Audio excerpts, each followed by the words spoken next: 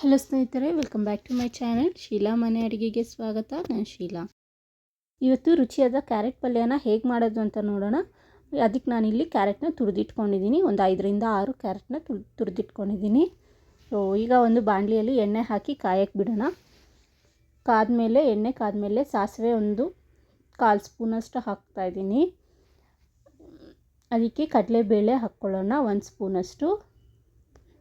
ಎಲ್ಲ ಹಾಕಿ ಚೆನ್ನಾಗಿ ಫ್ರೈ ಮಾಡ್ಕೊಳ್ಬೇಕು. ಕಡಲೆಬೇಳೆ ಫ್ರೈ ಆದಮೇಲೆ ನಾವು ಕಟ್ ಮಾಡಿರುವಂತಹ ಈರುಳ್ಳಿನ ಹಾಕ್ಕೊಳ್ಬೇಕು. ಇಲ್ಲಿ ನಾನು 2 ಈರುಳ್ಳಿನ ಕಟ್ ಮಾಡಿ ಹಾಕ್ಕೊಳ್ತಾ ಇದ್ದೀನಿ.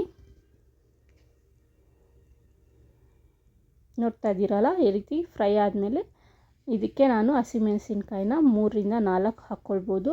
ಹಾಗೆ ಕರಿಬೇವನ್ನ ಹಾಕ್ಕೊಳ್ತಾ ಇದ್ದೀನಿ. ಖಾರ ನಿಮಗೆ ಎಷ್ಟು ಬೇಕೋ ನೋಡಿಕೊಂಡು ಕಮ್ಮಿ ಮಾಡ್ಕೊಳ್ಳಿ. 3 ಬೇಕಂದರೆ 3 ಹಾಕ್ಕೊಳ್ಬೋದು, ಇಲ್ಲ 4 ಅಂದರೆ 4. ಈಗ 5ರಿಂದ 6 ಕ್ಯಾರೆಟ್ನ ತುರಿದಿಟ್ಕೊಂಡಿದ್ನಲ್ಲ, ಅದನ್ನು ಹಾಕ್ಕೊಳ್ತಾ ಇದ್ದೀನಿ. ಈರುಳ್ಳಿ ಎಲ್ಲ ಫ್ರೈ ಆಗಿದೆ. ಫ್ರೈ ಆದಮೇಲೆ ಹಾಕ್ಕೊಳ್ಬೇಕು.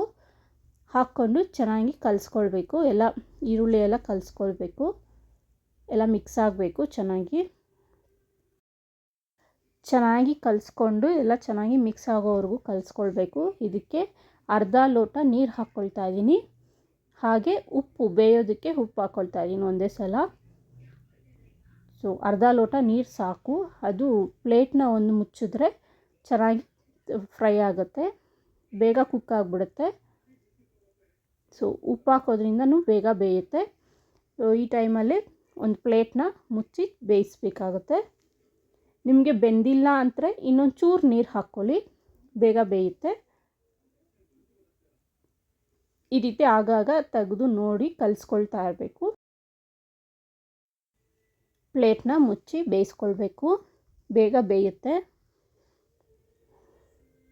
ಸೊ ನೋಡಿದ್ರಲ್ಲ, ನೀರೆಲ್ಲ ಕ್ಯಾರೆಟ್ ಏನಿದೆ ಅದು ಹೇಳ್ಕೊಂಡಿದೆ.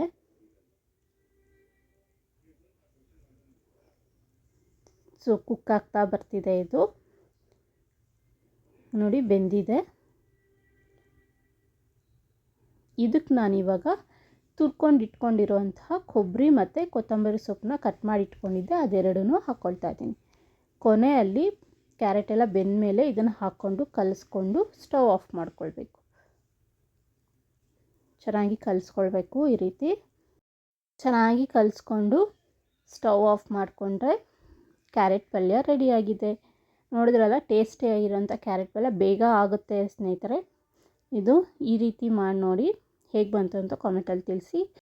ಈ ರೆಸಿಪಿ ಇಷ್ಟ ಆದರೆ ಒಂದು ಲೈಕ್ ಮಾಡಿ, ಹಾಗೆ ನನ್ನ ಚಾನಲ್ನ ಸಬ್ಸ್ಕ್ರೈಬ್ ಮಾಡ್ಕೊಳ್ಳಿ. Thanks for watching.